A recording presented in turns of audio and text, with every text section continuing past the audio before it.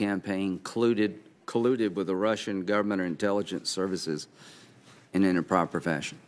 And, Senator, my answer to that question would require me to reveal classified information, and so I can't answer that.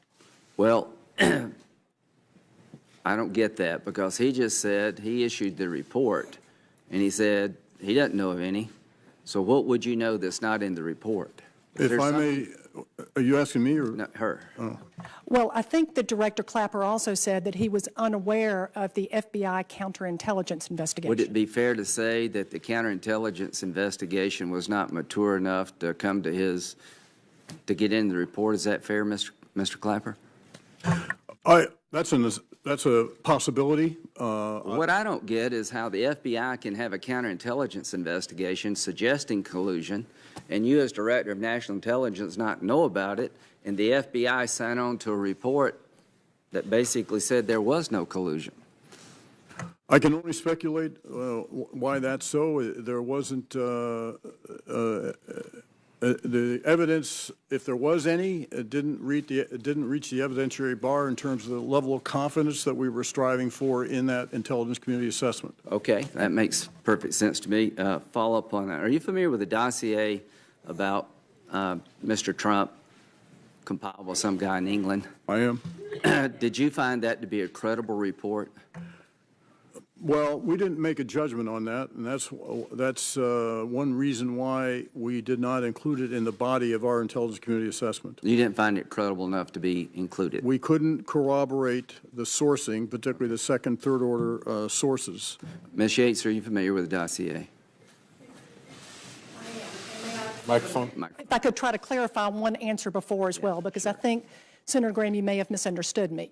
You asked me whether I was aware of any evidence of collusion, and I declined to answer because answering would reveal classified information. I believe that that's the same answer that Director Comey gave to this committee when he was asked this question as well. And he made clear, and I'd like to make clear, that just because I say I can't answer it, you should not draw from that an assumption that that means that the answer is yes. Okay, fair enough. And I also think, if I may, sir, that this illustrates what I was trying to get at in my statement about the unique position that the FBI straddles between intelligence and law enforcement. Okay.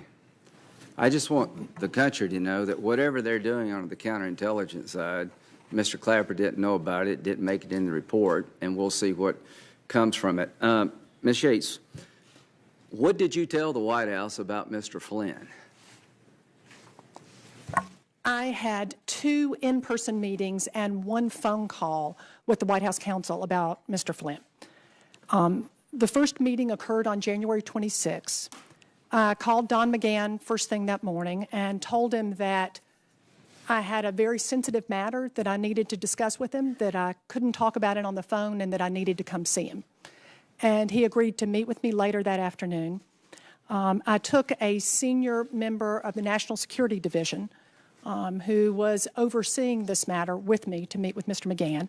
We met in his office at the White House, which is a SCIF, so we could discuss classified information in his office. We began our meeting telling him that there had been press accounts of statements from the Vice President and others that related conduct that Mr. Flynn had been involved in that we knew not to be the truth. And as I tell you what happened here, again, I'm going to be very careful not to reveal classified information. Well, the reason you knew it wasn't true is because you had collected some intelligence from an incidental collection system. Is that fair to say? And I can't answer that because that, again, would call me for me to reveal classified Let information. me ask you this. Did anybody ever make a request to unmask the conversation between the Russian ambassador and Mr. Flynn? And again, Senator, I can't answer a question like that Mr. that Clapper, would call do you for know if classified that was information. the case? I don't. And Is there a way to find that out? Well, in another setting, it could be discussed. But there is a record somewhere of who would make a request to unmask the conversation with General Flynn and the Russian ambassador. Well, If one was made, there'd be a record of it. I can't speak to this specific case, but I can generally comment that in the case of 702 requests, yes, those are all documented. Okay, and I don't mean to interrupt you, but this is important to me. How did the conversation between the Russian ambassador and Mr. Flynn make it to the Washington Post? Well, or which one of us are you asking? Ms. Yates. Yeah. That's a great question. Yeah. All of us I would like thought to- so. would like to know that, and I don't know the answer to that. Yeah. Nor do I know the answer to that. Is it fair to say that if somebody did make an unmasking request, we would know who they were, and we could find out from them who they shared the information with? Is that fair to say? The system would allow us to do what I just described. Well, unmasking requests are not made to the Department of Justice. No, but to the agency who does the collection. That's my understanding is that, So yes, there is should be a record. record somewhere in our system whether or not an unmasking request was made for the conversation between Mr. Flynn and the Russian ambassador. We should be able to determine if it was made, who made it. Then we can ask, what did they do with the information? Is that a fair statement, Mr. Clapper? Yes. Okay. Now, what did you finish? What'd you tell the White House? Okay. Right. So I told them again that there were a number of press accounts of statements that had been made by the Vice President and other high-ranking White House officials about General Flynn's conduct that we knew to be untrue. And we told them how we knew that how we had this information, how we had acquired it, and how we knew that it was untrue. And we walked the White House counsel, who also had an associate there with him, through General Flynn's underlying conduct, the contents of which I obviously cannot go through with you today because it's classified.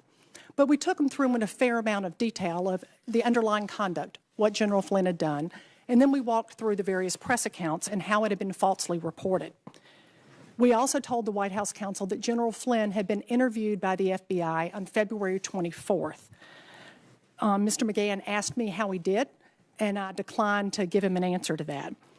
And we then walked through with Mr. McGahn essentially why we were telling them about this. And the first thing we did was to explain to Mr. McGahn that the underlying conduct that General Flynn had engaged in was problematic in and of itself. Secondly, we told him we felt like the Vice President and others were entitled to know that the information that they were conveying to the American people wasn't true. And we wanted to make it really clear right out of the gate that we were not accusing Vice President Pence of knowingly providing false information to the American people. And in fact, Mr. McGahn responded back to me to let me know that anything that General Flynn would have said would have been based, anything that Vice President Pence would have said would have been based on what General Flynn had told him. We told him the third reason is because we were concerned that the American people had been misled about the underlying conduct and what General Flynn had done. And additionally, that we weren't the only ones that knew all of this, that the Russians also knew about what General Flynn had done, and the Russians also knew that General Flynn had misled the Vice President and others. Because in the media accounts, it was clear from the Vice President and others that they were repeating what General Flynn had told them, and that this was a problem because not only did we believe that the Russians knew this, but that they likely had proof of this information.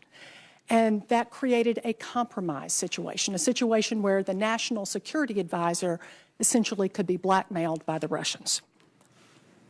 Finally, we told them that we were giving them all of this information so that they could take action, the action that they deemed appropriate. I remember that Mr. McGahn asked me whether or not General Flynn should be fired, and I told him that that really wasn't our call, that was up to them, but that we were giving them this information so that they could take action. And that was the first meeting. Thank you, and I'll go to Senator White. One very quick question. Are either one of you aware of incidental collection by our intelligence community of any presidential candidate, staff, or campaign during the 2016 election cycle?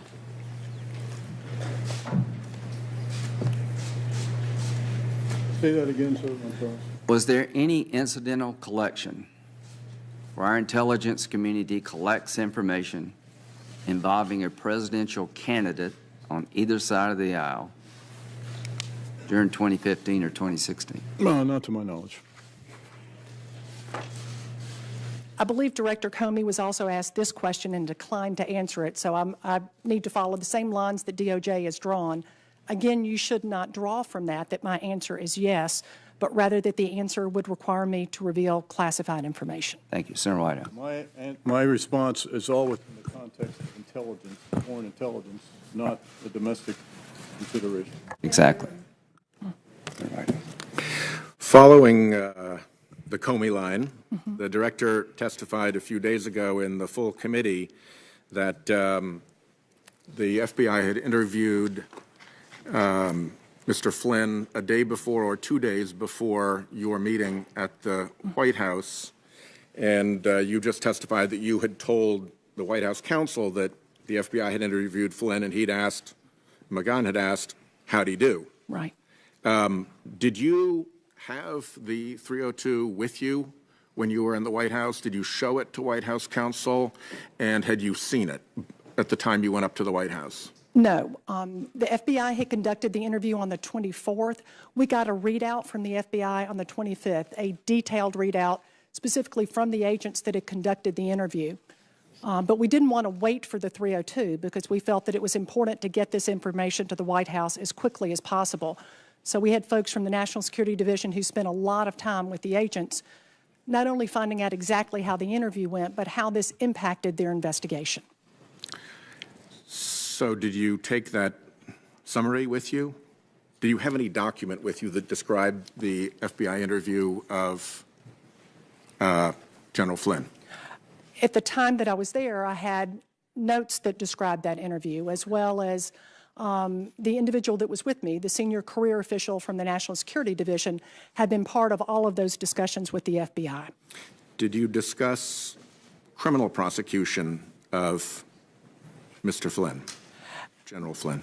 My recollection is that did not really come up much in the first meeting. It did come up in the second meeting when Mr. McGahn called me back the next morning and asked the morning after, this is the morning of the 27th now, and asked me if I could come back to his office. And so I went back with the NSD official, and there were essentially 4 topics that he wanted to discuss there. And one of those topics was precisely that. He asked about the applicability of certain statutes, certain criminal statutes, and more specifically about— This is the second meeting at the White House counsel's office. In his office again? In his office again. With the same 2 individuals? Exactly. On the following day? Right. And you went back pursuant to a phone call request, or was— Yes, the morning of the 27th, after our meeting had occurred on the afternoon of the 26th, the morning of the 27th, Mr. McGahn called me and asked if I could come back to the White House to discuss this further. And we set up a time, and I went over there that afternoon, bringing again the same career official with me from the National Security Division who was overseeing this investigation. He had the same associate from the White House counsel's office, and we talked through 4 to 5 more issues. You could perhaps have waited until you actually had seen the agent's 302 from the interview of General Flynn. Why go ahead of that? Why not wait? Well, because this was a matter of some urgency. Describe. In making the determination about notification here, we had to balance a variety of interest. For the reasons that I just described a few minutes ago, we felt like it was critical that we get this information to the White House, in part because the Vice President was unknowingly making false statements to the public, and because we believed that General Flynn was compromised with respect to the Russians. We were balancing this, though, against the FBI's investigation, as you would always do, and take into account the investigating agency's desires and concerns about how a notification might impact that ongoing investigation. But once General Flynn was interviewed, there was no longer a concern about an impact on an investigation. Do you know where that interview took place or under what circumstances? I believe it took place at the White House. The Flynn interview? Yes. Okay. Do you know if Flynn was represented by counsel at the time? I don't believe he was. Okay. And the scenario that you were concerned about was that you were seeing all these statements coming from the White House that were inconsistent with what you knew.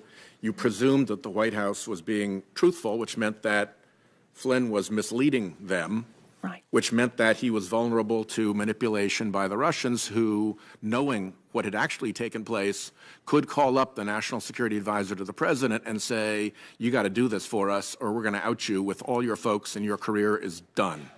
That's right, because one of the questions that Mr. McGahn asked me when I went back over the second day was essentially, why does it matter to DOJ if one White House official lies to another White House official?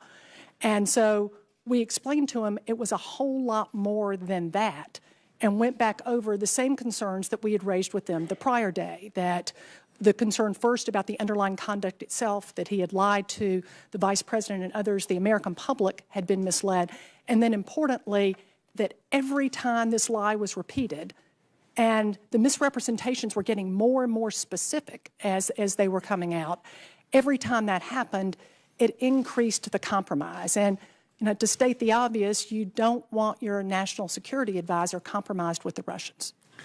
Were there any takeaways from the first meeting or action items that you left with?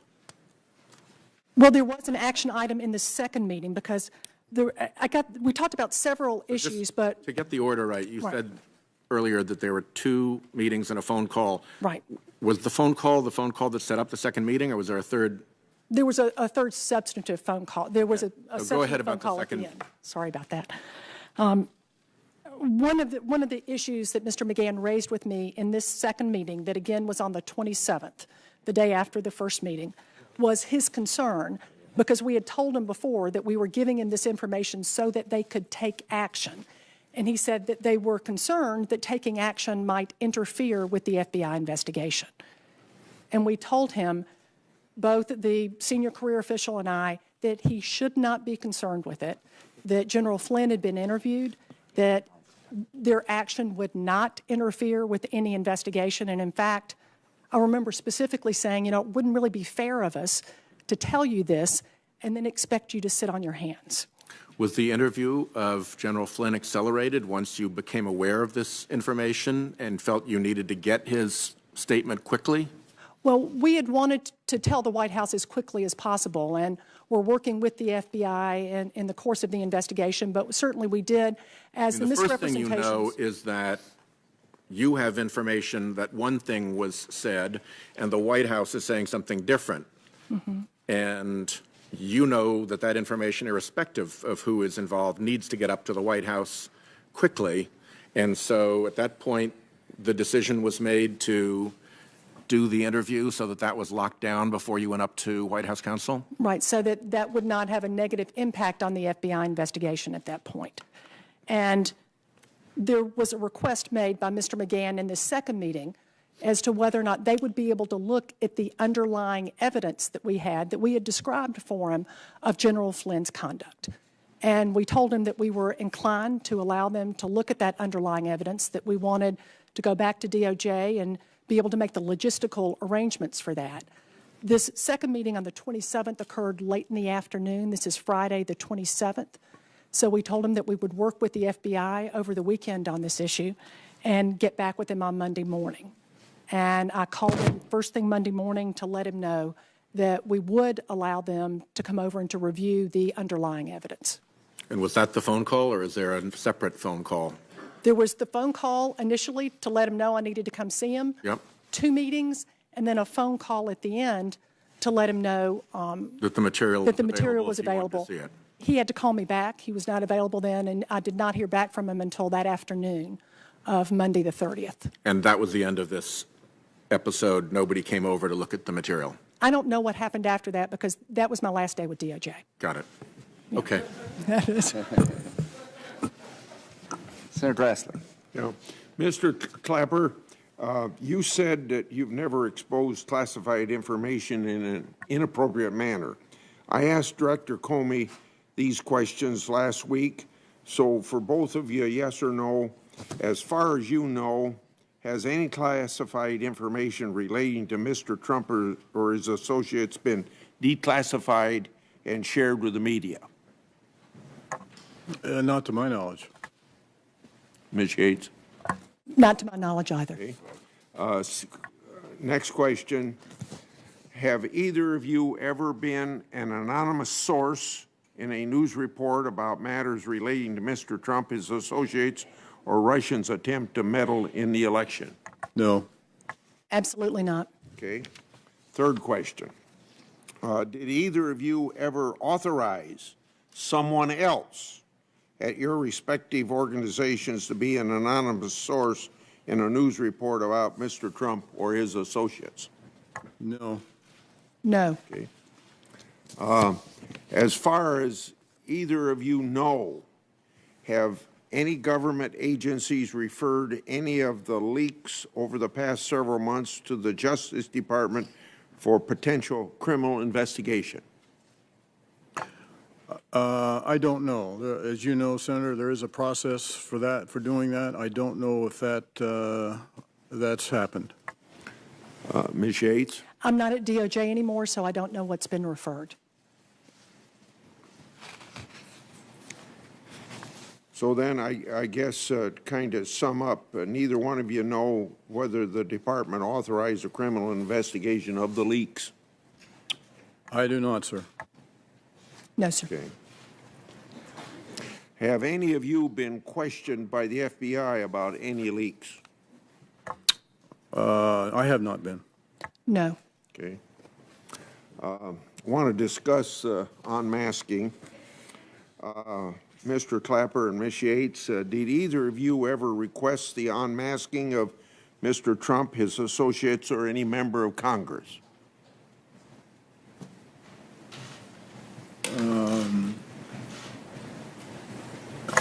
Yes, in one case I did. That I can specifically recall, but I can't discuss it any further than that. You can't. So if I ask you for details, you said you can't discuss that? Is that what you said? Not here. Okay.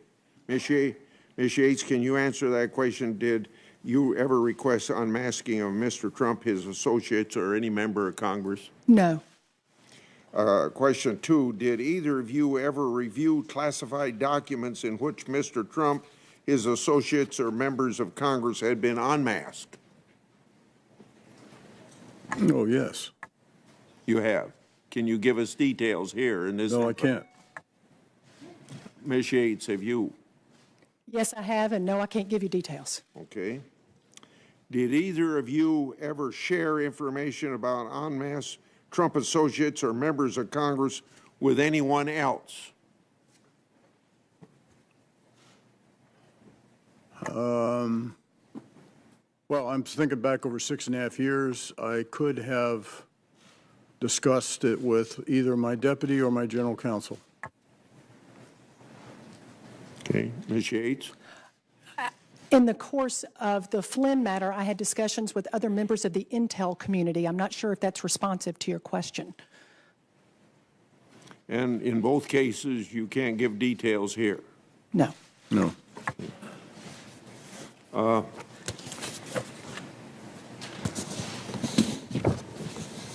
The FBI notified the Democratic National Committee of the Russians' intrusion into their systems in August of 2015. But the DNC turned down the FBI's offer to get the Russians out and refused the FBI access to their servers. Instead, it eventually hired a private firm in the spring of 2016. WikiLeaks began releasing the hacked DNC emails last July. It took roughly 27,000 of the 27,500 DNC emails it released were emails sent after the FBI notified the DNC of the breach. Mr. Clapper, would you agree that one of the lessons of this episode is that people should cooperate with the FBI when notified of foreign hacks instead of stonewalling?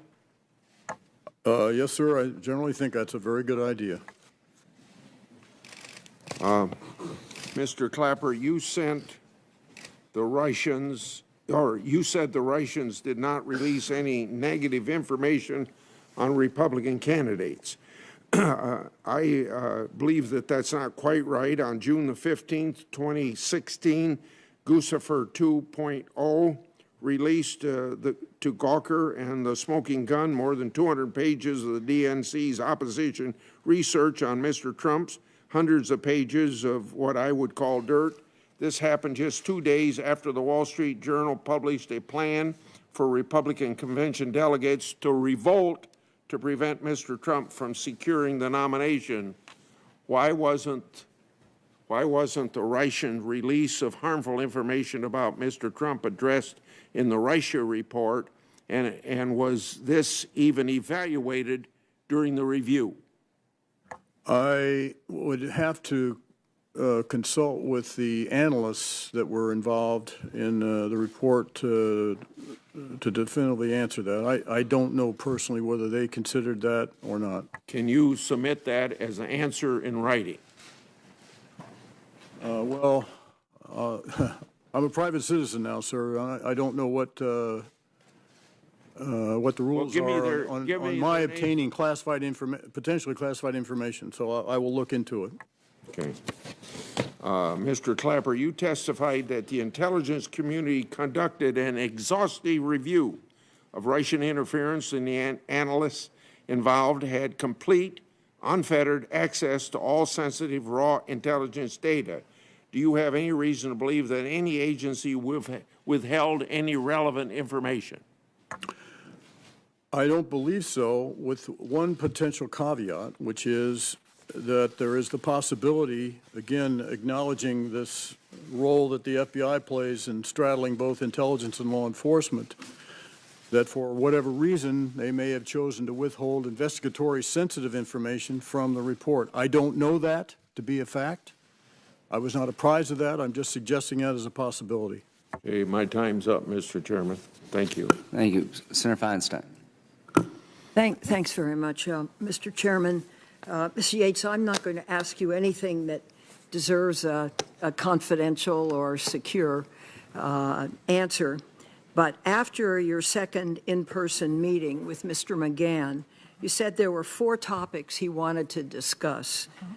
Would you list those 4 topics? Sure. The first topic in the second meeting was essentially, why does it matter to DOJ if one White House official lies to another? The second topic related to the applicability of criminal statutes and the likelihood that the Department of Justice would pursue a criminal case. The third topic was his concern that their taking action might interfere with an investigation of Mr. Flynn. And the fourth topic was his request to see the underlying evidence. Were all those topics satisfied with respect to your impression after the second meeting? Yes, the only thing that was really left open there was the logistics for us to be able to make arrangements for them to look at the underlying evidence. And you did make those arrangements? We did make those arrangements, but again, I don't know whether that ever happened, whether they ever looked at that evidence or not. Fair enough. Apparently, Lieutenant General Flynn remained National Security Advisor for 18 days after you raised the Justice Department's concern. In your view, during those 18 days, did the risk that Flynn had been or could be compromised diminish at all?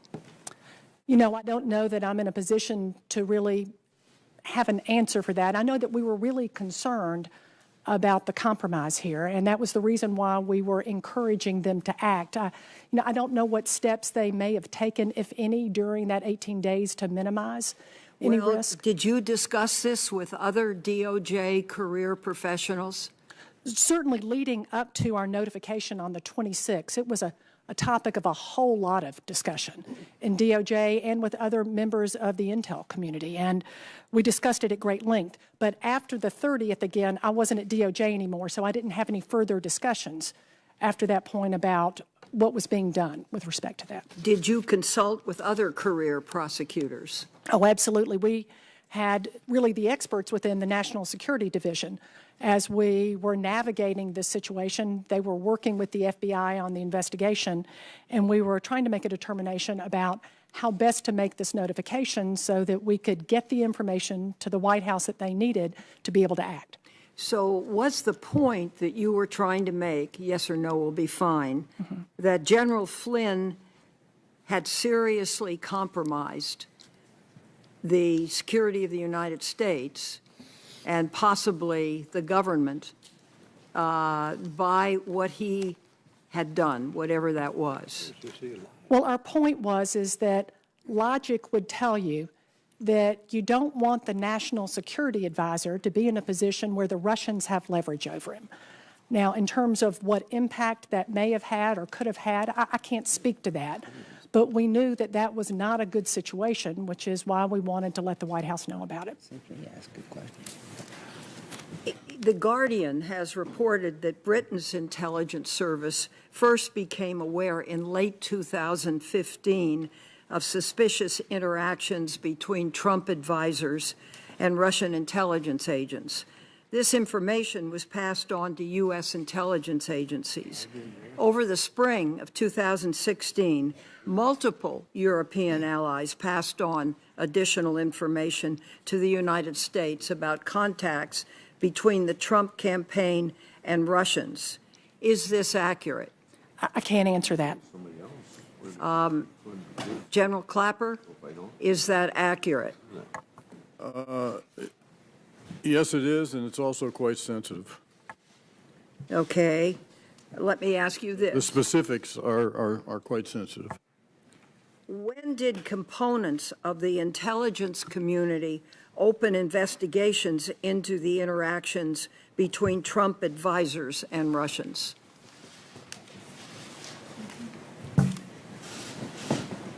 What was the question again, ma'am? I'm sorry. When did components of the intelligence community open investigations into the interactions between Trump advisors and Russians? Well, I can, I referred to Director Comey's statement before the House Intelligence Committee on the 20th of March is when he advised that they'd open an investigation in July of 16. And what was the reaction when you advised that the investigation be opened as early as July 15th? I'm sorry? I thought you said that you advised on July... No, Director Comey did before the House Director- Intelligence Committee I see. announced that the FBI had initiated an investigation in July of 2016. Well, what did the intelligence agencies do with the findings that I just spoke about that The Guardian wrote about? Well, I'm not sure about the accuracy of that article. So clearly, actually going back to 2015, there was evidence of Soviet or Russian, excuse me, Freudian slip, Russian activity,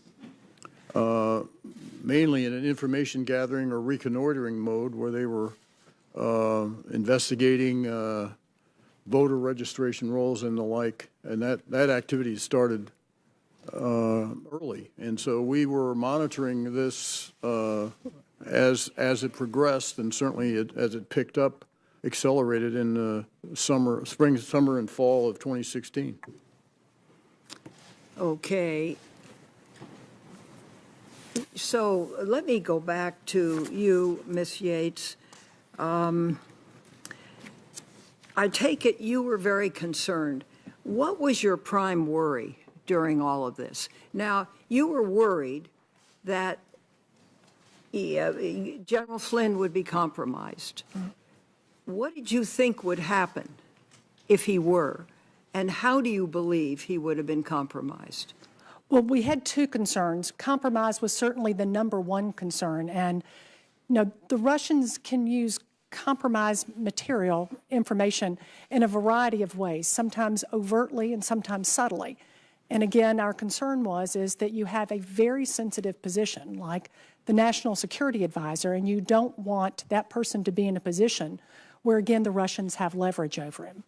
But I will also say another motivating factor is that we felt like the Vice President was entitled to know that the information he had been given and that he was relaying to the American public wasn't true. So what you're saying is that General Flynn lied to the Vice President. That's certainly how it appeared, yes, because the Vice President went out and made statements about General Flynn's conduct that he said were based on what General Flynn had told him. And we knew that that just flat wasn't true.